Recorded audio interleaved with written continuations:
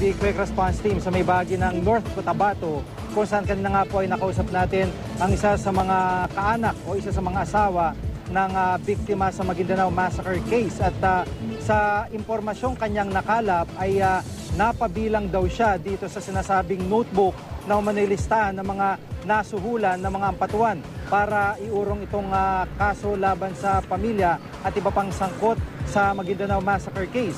Pero laking gulat nga po ng may bahay na ito ng aming makausap at marinyang itinanggi ang mga paratang. Ayon sa kanya, ni minsan ay wala siyang nakausap o lumapit sa kanya at wala rin naman siyang balak na ibenta ang kaso. Narito po ang aking exclusive report.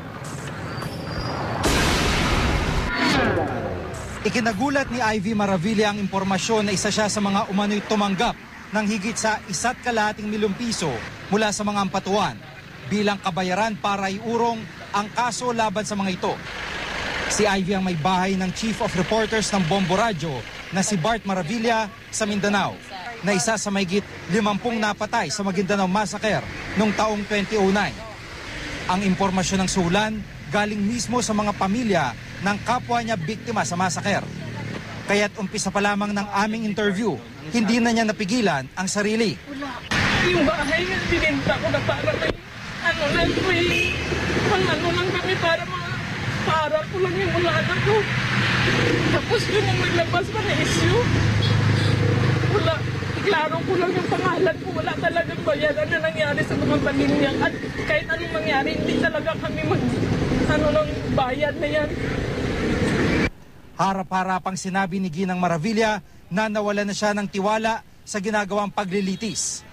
Kapwa mga taga-media na rin daw ang kanyang inaasahan para sa kahihinatnan ng kaso nang hindi ito makalimutan.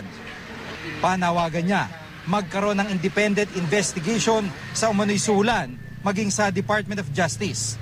May mensahe rin siya para kay Undersecretary Francisco Baraan na isa sa mga nadidiin sa issue. Nawala na ng tiwala kay Yusek Baraan. Siyempre, dyan siya sa pinakataas na tapos yun ang nangyari, mabayaran lang. Sagot naman ni Baraan, hindi niya alam kung saan ang gagaling ang panawagan ng ilang kaanak na magbitin siya sa pwesto.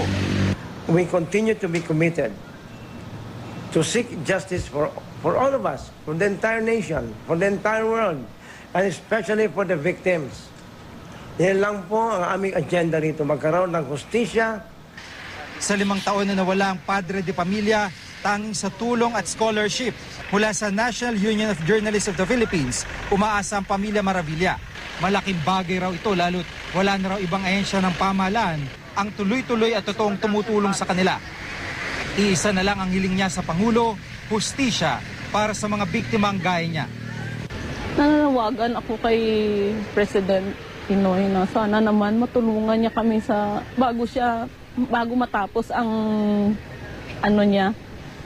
term.